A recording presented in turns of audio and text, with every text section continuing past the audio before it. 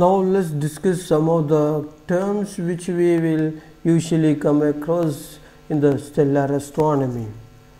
First one is the Novae. One term which you have already familiar is the nebulae. Nebulae means it is the gas and dust particles or cloud of gas and dust particles from which the stars are formed. The prestellar bodies are actually called the nebulae. Here there is another term Novae, which is an astronomical phenomena that can be observed near a white dwarf star, which is actually an astronomical event that causes the sudden appearance of a bright apparently new star that slowly fades from our view over several weeks or many months. They involve an interaction between two stars that causes the flare up that is perceived as a new entity that is much higher than the stars involved. Usually this Novae is an astronomical phenomenon which is due to the interaction between two stars that causes a flare up and which is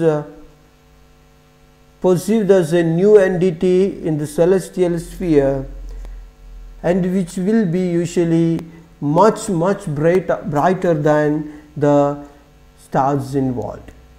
If you look into this diagram, here you can see a white dwarf star and a red dwarf. So when these two stars interacts, some of the accreted matter is drawn by the dwarf star from this red dwarf, so that this is visible as the Novae. So which is actually an appearance of a bright apparently new star that slowly fades from our view over several weeks or many months. So these causes of the dramatic appearance of a Novae vary depending on the circumstances of the two progenitor stars involved, but Novae have in common that they involve closely located binary stars where one component is a white dwarf star or both of the stars are red dwarfs in the process of merging. So they likely are created in a closed binary star system consisting of a white dwarf and either a main sequence or subgiant or a red giant star. When the orbital period falls in the range of several days to 1 day, the white dwarf is sufficiently close to its companion star to start drawing the accreted matter onto the surface of the white dwarf, which creates a dense but thin atmosphere. This atmosphere is mostly hydrogen and thermally heated from the hot white dwarf star, which eventually reaches a critical temperature and results in a rapid runaway ignition by fusion. So what happens is that this white dwarf star is having a very high gravitational force. So when in a binary star system, we will discuss what a binary star is in the next. So suppose two binary stars are there, one of the companion is a white dwarf star. When this star coming close to its companion star, what happens is that this white dwarf stars will draw the accreted matter from the companion star to the surface of the white dwarf star. This creates a thin atmosphere, but it is a dense atmosphere around the white dwarf star. And this accreted matter is actually contains mostly of hydrogen, and these hydrogen are thermally heated from the hot white dwarf stars, which eventually reaches a critical temperature and results in a rapid runaway ignition by fusion. So some fusion reaction takes place inside this in the regions of this accreted matter. From the dramatic and sudden energies created, the hydrogen burnt atmosphere is then dramatically expelled into the interstellar space, and its brightened envelope is seen as the visible light created from the Novae event. So this is the way a nova is created. So nova is actually an astronomical event that causes the sudden appearance of a bright, apparently new star due to the interaction between two closely located binary star system, of which one of the companion is a white dwarf star. Now let's discuss what is a binary stars are. A binary star is a star system which consisting of two stars orbiting around their common center. Now if you know that the center of mass, if you consider two systems 1 and 2, then the center of mass of this one, if it is exactly spherical, the center will be the center of mass for these two. But if you consider this as a system, then the center of mass will be lying somewhere here. If this is bigger, then center of mass will be shifted towards it. If it is bigger, the center of mass will be shifted towards this one. If these two bodies are identical, then the center of mass will be exactly at the midpoint between the two centers of the objects. So anyway, then these two objects, if they are binary star system, they will orbit around their common center of mass.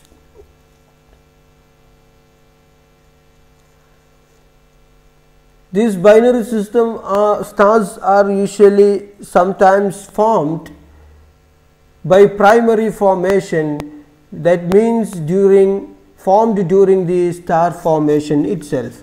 When during the fragmentation occurs, two fragments may be positioned at a sufficient distance to form two stars which orbit around their common center of mass. It is also possible for some binaries might be created through the gravitational capture between two single stars, which is not the primary formation. That means when a star is formed, when this star attracts any other stars due to its gravitational force, and they form a star system consisting of two stars which orbits around their common center of mass. If you consider this Sirius A and Sirius B, which is a binary star system, with Sirius A is the primary star and Sirius B is the secondary star in the binary system. Now let's discuss about another type of star which we usually discuss about is the neutron star. A neutron star is a very small one. It is around 10 kilometers in diameter, but it is very dense.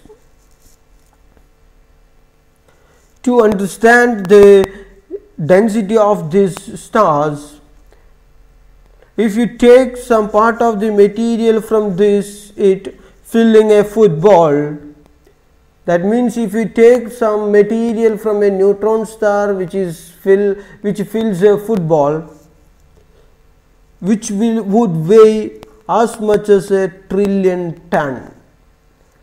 That means a football will weigh 1 trillion tons, means you can imagine how much dense it is. If a star's mass is more than 2 or 3 times that of the sun, then the gravitational contraction will not stop at white dwarf stage that you have seen.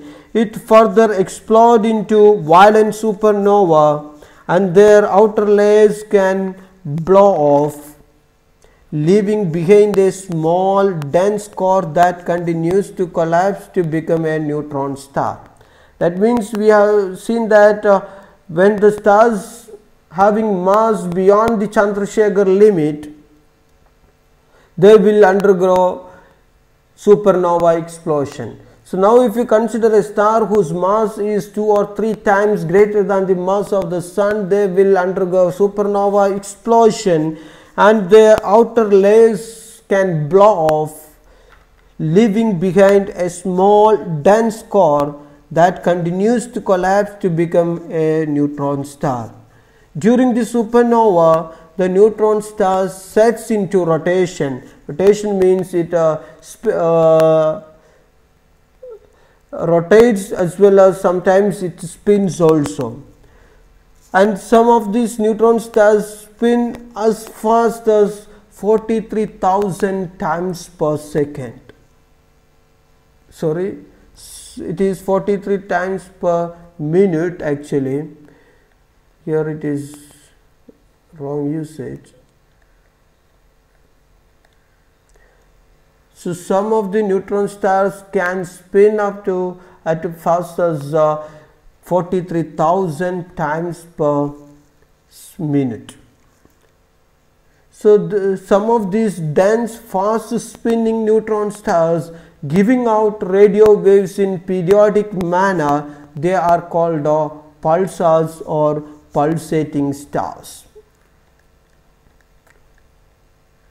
So pulsar or pulsating stars are the dense fast spinning neutron stars. They gives out radio waves in periodic manner. So that's all about neutron stars. Now we have to discuss the last one, which is a commonly used one in the stellar astronomy, is the black hole. Black hole is a sphere several miles across. Anything that goes into it never comes out. Actually, it is a state of matter in which gravitational pull has become so great that even light cannot escape from it, rendering the object invisible. The object is actually invisible because nothing escapes from it, or nothing comes from this black hole to us, so we cannot see it. That's why it is called a black hole. While discussing the evolution of the star, we have mentioned that if a massive star whose mass is more than 10 times that of the sun collapses, it can pass through densities that corresponds to white dwarfs and neutron star stages and still continue to contract, becoming smaller and denser and entering a state where gravitational field is so powerful that it overcomes all other physical forces and allow no light or radiation escaping from it. Thus it becomes a black hole. The star is then surrounded by what might be termed as forbidden zone, from which nothing can escape.